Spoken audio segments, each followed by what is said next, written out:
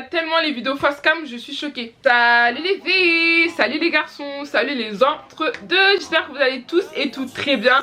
Ça fait combien de temps que je n'ai pas fait de vidéo face cam? J'enchaîne avec les vlogs, mais faut retourner parfois aux sources. D'accord? Donc du coup, on se retrouve dans cette vidéo où je vais vous expliquer comment j'ai pu faire 8 pays en un an. Enfin, 7 pays. J'ai fait 7 pays. Non, 7 pays en un an. Du coup, demandez à chaque fois des questions. Mais comment t'arrives à payer tes billets moins cher? Mais comment t'as fait ci? Mais comment t'as fait ça? Mais comment tu économises? Mais comment ceci? Mais comment cela? Je vais tout vous expliquer dans cette vidéo. Et vous allez voir que c'est pas sorcier. Vous n'avez pas besoin d'être riche pour voyager. Vous avez été quand même pas mal à m'envoyer des questions. Faut savoir que voyager, c'est l'une de mes premières passions. J'aime trop voyager. Donc pour moi, mettre de l'argent dans des voyages, c'est pas un truc qui me fait mal. Vous savez, quand vous avez une passion, quand vous aimez faire un truc, dépenser pour cette passion, ce n'est pas censé vous faire mal. J'ai eu la grâce de pouvoir faire 7 pays cette année. Donc j'ai commencé d'abord par Amsterdam, ensuite j'ai fait Dubaï, ensuite j'ai fait Punta Cana, ensuite j'ai fait Miami, j'ai fait les Bahamas, j'ai fait Londres et j'ai fait le Maroc. J'ai enchaîné tout ça franchement. Il y a des gens qui me disaient mais t'es pas fatiguée tout le temps d'enchaîner? Non, parce que j'aime faire ça, j'aime découvrir le monde, j'aime voir ce que Dieu a créé. Donc du coup, voyager pour moi c'est pas un supplice mais c'est vraiment plus un kiff. Vraiment c'est un kiff. Donc je vais vous faire montrer comment j'ai pu me payer tous ces voyages là. Parce qu'il faut savoir que je suis indépendante financièrement et que mes parents ne me payent plus mes billets. Mes parents ne me payent plus mes billets, mes parents ne me payent plus mes voyages. Parce que j'ai grandi et que je peux me payer mes voyages toute seule. Chose qui n'a pas toujours été facile.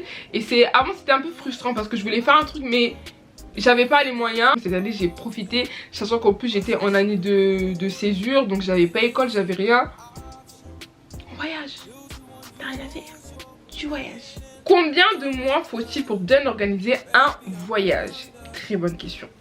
Il y a plusieurs cas de voyage. Il y a les cas de voyage où tu sais que genre là on est en janvier et en juin tu vas voyager. Ou il y a le cas de voyage genre de one life, one minute life. T'as juste envie de partir et voilà. Là t'as besoin de péter les plombs, tu veux partir. Dans le cas où tu sais que alors d'aujourd'hui on est janvier et que tu sais que tu vas voyager je sais pas en septembre ou en octobre ou au cours de l'année, mais pas proche de janvier, t'as capté. Pour avoir des billets moins chers, pour avoir des billets moins chers les gars, faut payer vos billets en avance. En avance. Exemple, là en mars je pars, et dites-vous que là j'ai payé mon billet 840 € alors qu'au début le billet il était à 500 et quelques. Parce que je me retrouve à payer mon billet un mois, genre je pars en mars, je me retrouve à payer mon billet en février. Forcément, plus tu te rapproches de la date, plus les prix vont augmenter. De prendre vos billets le plus tôt en avance. Et je sais que ça peut être compliqué pour certaines personnes parce que celles et ceux qui ne font pas des solo trips, ils se disent mais oui, il faut que j'attende qu'on prenne tous notre billet ensemble. Mais en fait c'est ça, quand vous faites des voyages en groupe, que chacun paye son billet à sa manière. Limite l'hôtel, ok, parce que l'hôtel faudra diviser, mais que chacun paye son billet à sa manière. Parce que si tu attends que l'autre personne paye son billet et puis que la personne paye son billet un mois avant et que toi peut-être t'as pas les moyens de payer ton billet un mois en avance, non, faut vraiment s'y prendre limite 6 mois. Je pars sérieux. Moi là en juin, août je vais partir, je vais commencer à payer mon billet là avec les filles, on est en train de voir. Je vais commencer à payer mon billet maintenant. Et même là février c'est tard, j'aurais dû me prendre en janvier, décembre. Je vous parle sérieux les gars, je vous parle sérieux. Il faut vraiment s'y prendre en avance. Plus tu t'y prends en avance, plus c'est mieux et plus tu payeras moins cher. Pour la République Dominicaine, all inclusive c'est mieux ou pas, ou réservé? Ok, donc il y a plusieurs types d'hôtels. Donc il y a les hôtels où tu prends juste ta chambre, il y a les hôtels où tu prends juste le petit déjeuner, il y a les hôtels où tu prends juste petit déjeuner, et il y a les hôtels où il y a all inclusive. Donc t'as tout, t'as les boissons, t'as le room service, t'as tout gratuit. Et en fait ça dépend de où tu vas. Si tu vas dans des destinations genre comme dans les tropiques, franchement prendre all inclusive c'est bien parce que souvent il n'y a que ça à faire. À part visiter des plages et des grottes, il n'y a que ça à faire. Mais si par exemple tu vas aux États-Unis, je te conseille pas d'aller prendre all inclusive. Ça sert à quoi? États-Unis c'est une ville où tu peux faire beaucoup de restaurants, tu peux visiter plein de trucs, donc tu seras pas tout le temps à l'hôtel, tu vois ce que je veux dire. Or que la République Dominicaine on était la plupart du temps à l'hôtel. Donc voilà pourquoi on a pris all inclusive, tu vois. Donc ça dépend. Et où réserver? Moi mes hôtels je les réserve personnellement tous sur Booking. Mais je sais que Booking c'est pas la meilleure application pour réserver ces hôtels parce qu'ils prennent des frais de ouf. Moi ce que je vous conseille c'est de, tu vois un hôtel qui te plaît sur Booking, t'appelles directement l'hôtel. T'appelles directement l'hôtel et tu compares. Parce que Booking forcément ils prennent des frais et souvent ils mettent plus de prix que le prix de base. Donc ma mère, ouais, maman! Comment tu organises quand tu voyages? Vol, activités, lieux touristiques, hôtels, restos, etc. Et pour les vols, si vous voulez trouver aussi des vols moins chers, je vous conseille à 100% l'application Skyscanner. Skyscanner, franchement je ne sais pas pourquoi j'ai découvert qu'il n'y a pas longtemps. C'est un comparateur de vols et ils te mettent vraiment les vols les moins chers. Ok, c'est pas comme je vais pas donner d'autres noms concurrents ou comme l'autre là, je vais donner, je m'en fiche, Idrim. J'ai dit Idrim et moi arnaque. Mais vraiment ceux-là je peux pas me les voir. Déjà ils mettent soi-disant les prix moins chers, mais en fait ils te mettent des prix où d'abord tu dois t'abonner à eux pendant un an. Tu dois avoir un abonnement pour avoir accès à ces prix là. Alors que bah, tu vas sur Skyscanner, tu vois que c'est les mêmes prix en fait. Donc il n'y a pas besoin de s'abonner, que ce soit qui fait ça aussi. Go Voyage fait ça, eDream fait ça aussi. Dans le mode tu t'abonnes pendant un an et en mode tu as droit à des prix Prime. Voilà, tu as des prix à des prix, tu as droit à des prix Prime genre moins cher. Mais tu vas sur Skyscanner, ils te mettent vraiment les tarifs les moins chers. Et ce que j'aime bien aussi, ce que moi je fais d'abord, je vais sur Google Flight. Sur Google Flight, tu as un graphique. Ok, tu as un graphique et sur ce graphique là tu peux voir à quel moment les prix des billets sont moins chers. Tu vois, à quel moment les prix des billets sont moins chers. Parce que moi personnellement je fais ça et ça fonctionne. Parce que la traîne de oui, tu te réveilles à 3 h du matin et tout pour acheter tes billets, moi je sais pas, peut-être pour vous ça a déjà marché, mais moi personnellement j'ai jamais vu ça. Mes billets, j'ai toujours vu un peu la graphique et tout, le graphique pardon, quand ça monte, quand ça descend, et après Skyscanner, et après j'ai toujours mes billets entre 400 300 euros. Par exemple je suis partie à Dubaï, j'ai payé mon billet aller-retour avec bagage de 23 kg 285 euros. 285 euros, et carrément Chanel avait payé 200 et quelques euros, 260 et quelques euros je crois, parce que elle est en Guadeloupe et donc du coup le VPN ou quoi de Guadeloupe, ça là-bas c'était moins cher. Donc ce que je vous conseille aussi c'est de télécharger un VPN. Il y en a plusieurs. Ok, il y en a plusieurs. Donc tu vas sur le VPN et en fait tu te fais ton adresse IP, il va faire comme s'il se localisait dans un autre pays et vous comparez, et parfois tu peux vraiment tomber sur des prix rien à voir avec les prix de la France en fait. Parce que là on dit 285, 260 c'est rien, mais c'est quand même 20 euros de différence. Et je sais que parfois tu peux le trouver encore moins cher. Concernant les hôtels, je vais tout simplement sur Booking et je regarde les prix déjà. Je regarde les prix et je regarde également les avis. C'est très important de regarder les avis. Parce que parfois tu peux voir un hôtel... vas-y il a 1500 euros mais l'endroit il est pas bien situé, ou l'endroit il est dégueulasse, ou ceci, tout cela, et tu peux voir un truc à 800 quelques euros, tu dis c'est moins cher, c'est de la merde, mais en fait pas du tout. Faut vraiment regarder les avis sur Booking ou sur tous les autres sites que vous allez réserver vos hôtels. Ensuite concernant les activités, il y a une application de nos jours qui est qui est là vraiment pour nous sauver. TikTok, les gars, TikTok, voyagez, vous allez sur TikTok, vous tapez restaurant Londres, restaurant Los Angeles, ils vont vous sortir les meilleurs restaurants parce que tout le monde fait des TikTok sur ses meilleurs endroits, sur ces trucs, vous allez trouver plein de trucs. Vraiment TikTok pour vos activités, TikTok, vraiment. Et après il y a aussi l'application Getaround, où là-bas c'est souvent là-bas où je réserve mes activités. Comme là quand je suis partie à Dubaï, sur Getaround j'ai réservé toutes mes activités et ça s'est très bien passé. Même aux États-Unis j'ai réservé, au Maroc aussi Getaround, à Londres aussi quand je suis partie aussi Getaround. Et franchement ces applications sont top pour réserver vos activités. Mais si vous voulez trouver des activités, trouver des meilleurs clubs, trouver des bons restos, trouver même des endroits pour faire des photos Instagram, mais Instagram girl, TikTok. Franchement, tu vas trouver ça nulle part que sur TikTok. C'est un délire. TikTok dépasse le moteur de recherche Google. TikTok les gars. Je voyage avec quelle compagnie la plupart du temps? Quand j'étais petite, qu'est-ce que je me disais? Je me disais mais moi franchement, je voyagerai que avec Air France. Si c'est pas Air France, je ne prends pas les billets. Mais ma mère, tu sais que Air France c'est pas 500 euros le billet en fait. Air France c'est cher. Donc franchement je prends pas non plus. J'évite les billets low cost genre EasyJet et tout. Pourquoi? Parce que quand je suis partie en Turquie, j'ai eu j'ai cru vraiment que l'avion allait tomber avec Pegasus Airlines. Donc Pegasus Airlines, plus jamais de ma vie. quand je vous dis que pour moi l'avion allait tomber. Après c'est pas dire que oui c'est une compagnie low cost que l'avion va tomber quoi. Mais non, même le confort et tout, parce que même, tu vois, il y a des classes économiques. La classe économique de Pegasus et la classe économique par exemple de Swiss Airlines quand je suis partie en Rive 2015, c'est pas la même chose. C'est pas la même chose. Ouais, on est rentré dans l'avion, ça faisait peur.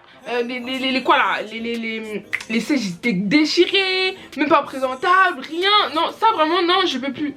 Ok, je suis pas riche, mais je peux pas. Franchement, il y a des compagnies comme par exemple Ethiopian Airlines, je ne peux pas.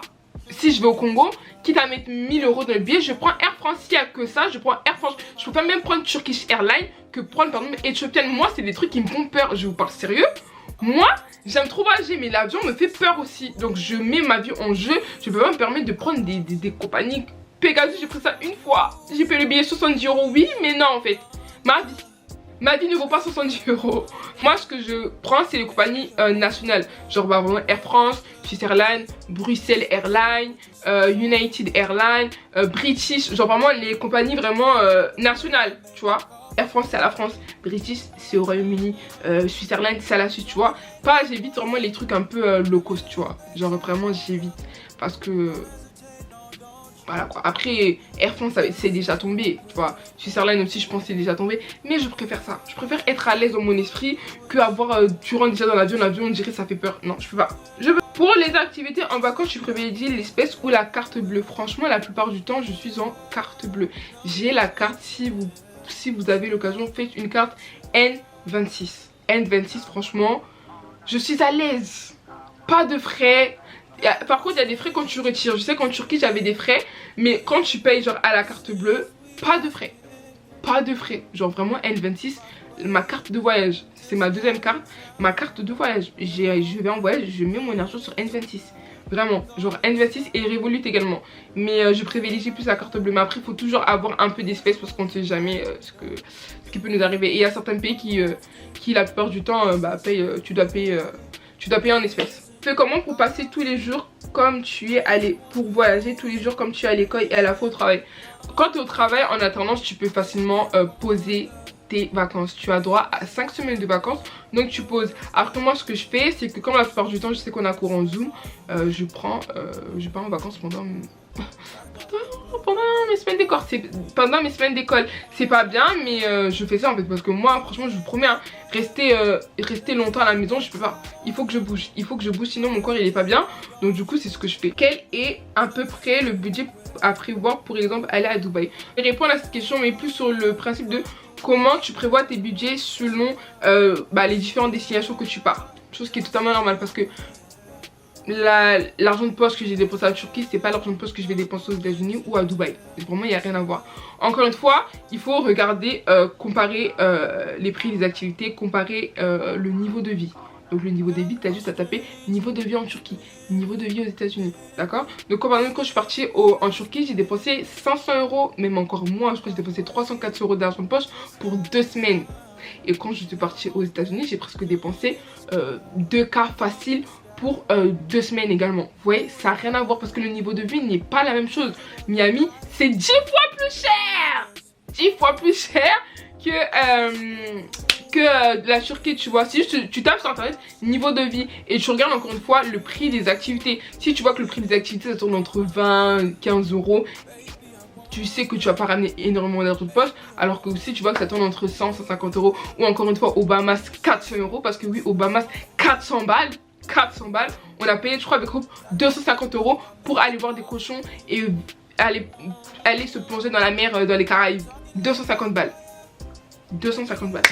pour je crois 4 heures. C'est énorme. Et du coup c'est le moins cher. C'est le moins cher parce qu'on a négocié.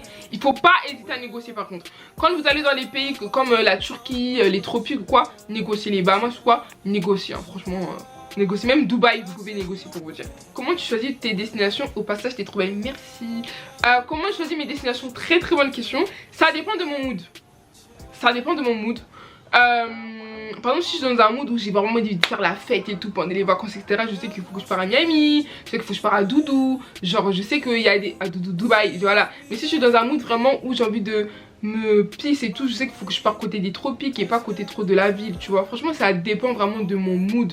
Là dites-vous que là pour mes vacances pour la Merication saison 3 de cette année, ouais, j'ai deux moods. J'ai le mood vraiment où j'ai envie de me reposer parce que je sais que je vais enchaîner l'alternance, je sais que je vais avoir mes examens de fin d'année, je sais que je vais devoir me reposer. Donc j'ai déjà trouvé la destination où je sais que je serai peace, je serai à l'aise, oui, je vais sortir, oui, je vais faire la fête, etc. Mais peace.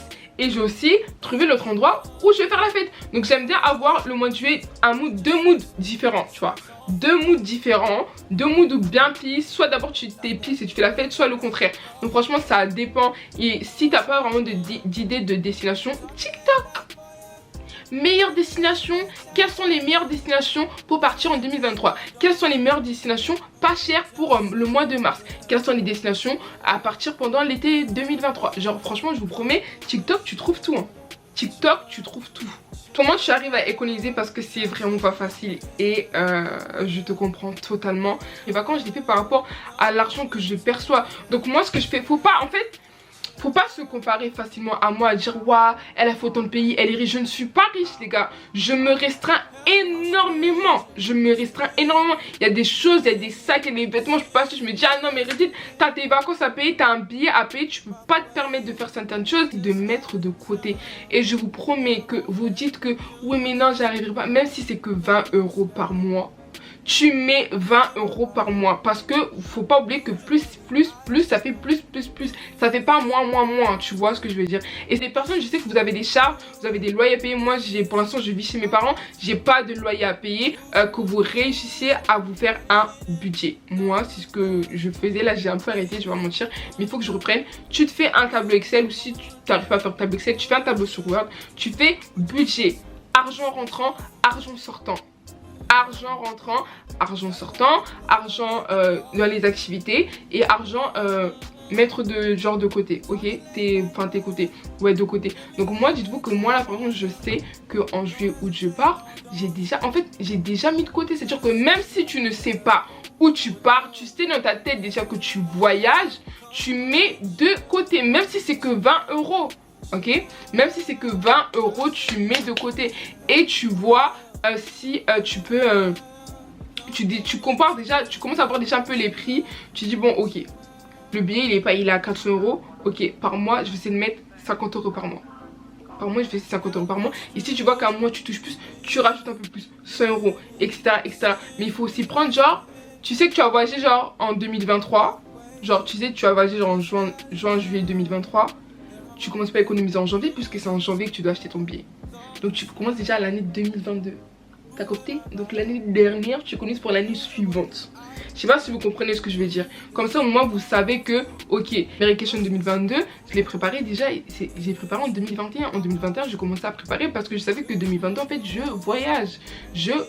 Et c'est ce que j'ai fait. Et c'est ce qu'il faut faire. Il faut vraiment apprendre à économiser une année en moins pour l'année suivante, tu vois. Donc N+1, voilà, faut vraiment apprendre à faire ça. Et même si c'est que 20 €, mettez 20 €. Si c'est que 50 €, c'est que 50 €. Tout chiffre fait nombre. Et il faut se restreindre. Ça, c'est un truc qu'il faut apprendre à faire. Parce qu'on est des filles, même les mecs, hein, on aime s'acheter des trucs, on aime se faire plaisir, etc. Mais il faut apprendre à se restreindre. Il faut apprendre à se restreindre et à être organisé. Parce qu'on peut pas vivre la vie d'Aloca comme si on était riche. On n'est pas riche. Donc à partir du moment où tu n'es pas riche, tu dois te restreindre sur certaines choses pour pouvoir profiter de certaines choses de la vie. C'est comme ça en fait quand on n'est pas riche. Quand on sera riche, là on pourra se permettre. Mais pour l'instant on ne peut pas se permettre. Clairement, organise-tu tes journées en voyage. On va pas se mentir. Moi j'ai une copine qui est travel planner, Shania. Shania elle organise tous mes voyages. Mais plus sérieusement, ouais, Shania elle fait tout. Dites-vous qu'on est parti en Turquie, elle nous a fait un planning. On arrive à cette heure-ci, on fait ci, on fait ça, on fait ci. Donc franchement, côté organisation, je ne saurais pas vraiment vous dire ce que je fais ou quoi que ce soit. Mais ce que je vous conseille, c'est de faire vraiment un planning. D'accord? De faire un planning de heure d'arrivée, heure de départ. Et chaque jour, vous faites votre truc. Parce que parfois, tu sais, tu dis, bah t'as 7 jours. Mais en fait, non, t'as pas 7 jours, t'as que 5 jours. Parce que le jour où t'arrives et le jour où tu pars, ensuite, il ne compte pas. Donc il faut vraiment maximiser à fond les journées. Et puis, bah, ce que tu fais, tout simplement, tu t'organises, tu fais un planning de ce que je vais faire, de ça, de ci, de ça. N'hésitez pas aussi à appeler en avance pour réserver parce que souvent c'est grave chiant, les gens ils font chier et tout, tu peux pas réserver, etc. J'ai pas vraiment d'astuces précises. Tout ce que je vous conseille c'est d'utiliser Skyscanner, d'utiliser Google Fly, d'utiliser un VPN et de économiser surtout une année avant pour l'année d'après. Genre vraiment c'est important de mettre de côté, mettez de côté. En tout cas si vous aimez voyager et si vous voulez faire le plus de pays possible, il faudra forcément économiser. Petit tips également que j'ai oublié de vous dire, si vous voulez faire aussi le plus de pays possible, regardez les vols entre pays. Par exemple moi quand je suis partie à Miami, j'ai pu faire les Bahamas parce que les Miami et Bahamas sont à 45 minutes. Donc du coup j'ai payé mon billet à partir de Miami et ça m'a coûté largement moins cher que si je faisais France-Miami. Donc regardez les vols entre les pays, ça peut être cool et vous pouvez faire aussi avec ça plus de pays. Cette vidéo vous aura plu, vous aura un peu aidé. N'hésitez pas à me dire en commentaire vos questions encore une fois. J'y répondrai encore une fois avec grand plaisir, ça ne change pas. Et puis bah voilà, en tout cas moi c'est grâce un peu à tout ça que j'ai pu faire le plus de pays possible. J'ai mis énormément de côté, je me suis pris énormément en avance et j'ai utilisé l'application TikTok pour trouver tous les bons plans, etc. En tout cas voilà les filles, les garçons et les entre-deux, j'espère avoir répondu à toutes vos questions. On se retrouve la semaine prochaine pour une nouvelle vidéo.